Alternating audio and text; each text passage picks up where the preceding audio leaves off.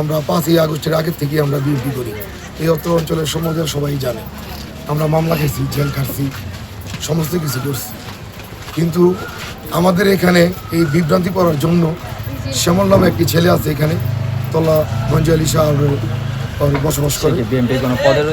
উনি সবসময় আওয়ামী লীগের জন্যই কাজ করে গেছে। গত 24-এর নির্বাচনের মধ্যে বিএনপির লোকদের লিখতে লিখতে ওরা মনে করেন কেন্দ্র থেকে বের হয়ে গেছে। আজকে সকালবেলা আমরা বিএনপি দানের শীষের পক্ষে কাজ করতেছি, এটাই তো আমাদের স্বাভাবিক। আমরা জেল কাটছি, সব কিছু করছি এই বিএনপির জন্যই তো। বিএনপির জন্য আমরা যে কোনো কিছু করতে আমরা বলছি বিএনপি করি আমরা।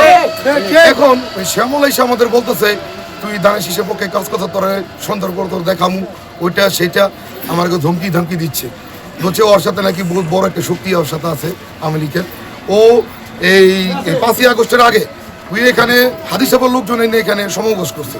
ও আজকে বলতেছে আমারে তুই বিএনপিতে দানের শীষের জন্য ভোট চাবি না। ওকে ওর বিচার চাই আমরা এই জনগণের কাছে। আমরা কোনো মারামারি কাটাকাটি হানাহানি চাই না, আমরা এই সমাজের কাছে বিচার চাই। আমরা এত কেন লাঞ্ছিত হব, এই উপশক্তির পিছনে কে আছে আমরা এটাকে খতিয়ে দেখতে চাই। আমরা আইনের কাছে এটা বিচার দাবি করব এবং জনগণ নিয়ে সবাই নিয়ে আমরা এটার জন্য মাঠে নামব।